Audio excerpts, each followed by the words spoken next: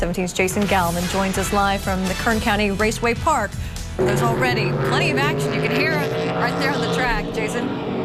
Yeah, guys, you can hear them, and I'm sure you can see them behind me, too. The first practice session for the inaugural Winter Showdown is drawing to a close here at Kern County Raceway Park. It's an event only 8 months in the making, but it hopes to leave an everlasting mark on our community. You know, the lights are shining bright here at the famed El Capitan as the red carpet starts to fill with people in anticipation for the premiere of McFarland USA. Well, Jim, it was a complicated day in court for both prosecutors and the defense as they argued over the functionality of these streetlights. While Branson holds out hope for the future of Virgin Galactic and there's more questions left unanswered here on the ground, the tight-knit aerospace community in Mojave is left to cope with the horrific images of yesterday's crash. Rochelle, it's a phone call that has the potential to upend your life. It sounds like an IRS agent requesting thousands of dollars or threatening jail time.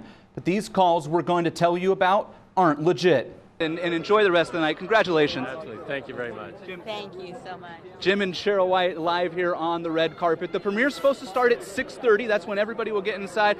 Kevin Costner's a little farther down. Jason, what can you tell us? I know that they still haven't had any word yet from the command post up there, right? Yeah, that's right, Jim. Still no word from the Bakersfield Police Department or the Public Information Office. But what we do know is what you said. Just after 9 o'clock, there was apparently a chase. Following that chase, right here near the intersection of Mount Vernon and Mallview Road next to the East Hills Mall, there was an accident. Right behind me, that silver SUV crashed into the light post at the on-ramp for the 178 eastbound at Mount Vernon. Apparently, following that crash, there were shots fired by the Bakersfield Police Department. Well, Tammy, Spaceship Two uses a non-traditional hybrid rocket engine system, and today's fateful flight was the first featuring a new plastic-based fuel. Condors fans will have a chance to see some of America's top hockey talent, both at home and on the road, inside NHL arenas like this one. Mr. White wasn't just an educator. Although exclusively a middle school teacher here in McFarland, he started a cross-country program at McFarland High School. In a town that had only ever lost, Jim White set out to build a winner. The Diaz family would be his tools.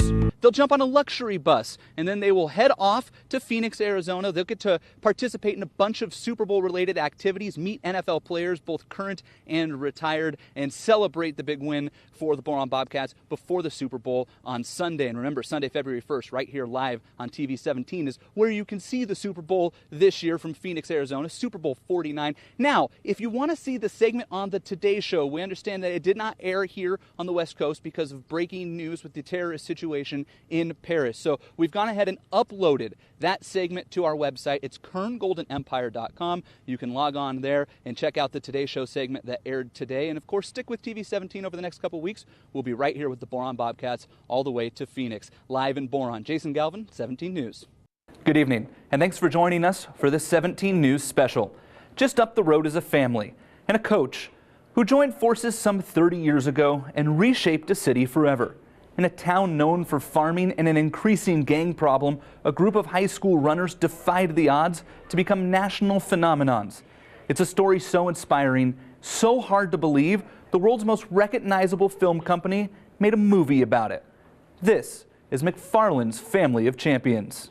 For more than 60 years, Kern County has been the premier destination for stock car fans here in California. Now a new event is looking to put a local track on the national map. 17's Jason Galvin joins us live from the Kern County Raceway Park. There's already plenty of action. You can hear it right there on the track, Jason. Yeah, guys, you can hear them, and I'm sure you can see them behind me, too. The first practice session for the inaugural Winter Showdown is drawing to a close here at Kern County Raceway Park. It's an event only 8 months in the making, but it hopes to leave an everlasting mark on our community. Engines roared to life for the first time Thursday afternoon to practice for an event some are calling the biggest in the nation. You know, it's huge for California to see all these cars out here. I've never seen this. You know, you hear about it from the Snowball Derby and all the big events back east. So, and to have these guys come from the East Coast says a lot. It's been a decade since the now defunct Mesa Marin's October Classic drew racers from around the country. East Coast stars like Dalton Sargent and Bubba Pollard heard about the winter showdown and couldn't resist. It's 2,600 miles, so it takes us about 2 days to get here, running into some weather along the way. I was super excited, you know. I heard that quite a few guys from the from the East were going to be coming out here, and that it was a big race on the West, you know. Drivers from 14 states and Canada made the trip to the western edge of Bakersfield for a chance to win $25,000. When you have a big event that draws that national attention, draws the drivers in from all over the country, it really creates that spark and that momentum that sometimes, you know, carries for a long time. And this is going to be like the new reopening of this place. To have a race this big with all the names, it's going to be great. And great for the economy, too. More than 1,000 people have traveled to town for this race. Events like this bring people to Bakersfield. This event, most of the teams are from out of town. Those people are staying in Bakersfield hotels. They're eating in Bakersfield restaurants. Lyman doesn't yet know how much will be pumped into the economy, but he says money isn't everything. Those from out of town will leave Bakersfield with a very positive impression. They will go back and tell others about a positive impression they had from Bakersfield, and that is priceless. With all the focus on out-of-town stars, what would it mean for a local driver to win? It would mean a lot. The drivers that have come here for this race, you know, are the best in the country, and to beat the best in the country at your home track would be definitely by far one of the neatest things, you know, neatest accomplishments a driver can ask for in his career.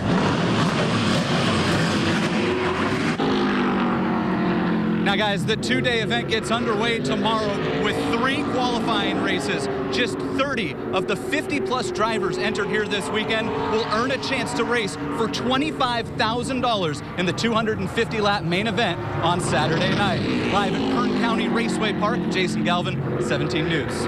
Last year, the NFL sent individual winners of its Together We Make Football contest to the Super Bowl. When Boron High School football coach Tim Seaman found out the competition was expanded this year to include teams and groups, he knew his Bobcats deserved a shot.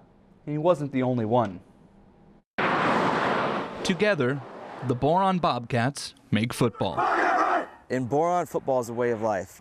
A way that could soon lead the Bobcats to the Super Bowl as part of the NFL's contest seeking to hear why football has changed people's lives. These two guys, first time on a plane. We're such an unheard of story. A town being this successful and being this productive at football for so many years is very unheard of for being a school of 130 kids. Indeed, the Bobcats have an illustrious past with numerous league and state championships. All of this despite boasting the state's smallest football program with just 23 varsity players. It's just a way of life growing up here. When you're a young boy growing up in Boron, you know you're going to be a Boron football player. That's just the way it is. Their story is deserving of a movie script.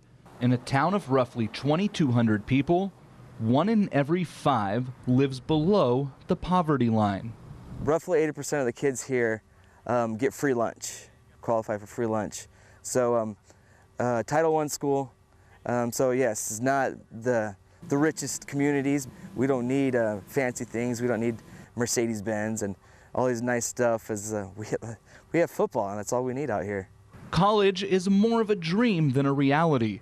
The school has never produced a Division I football player. Kids want to play college football, and they just end up doing something else.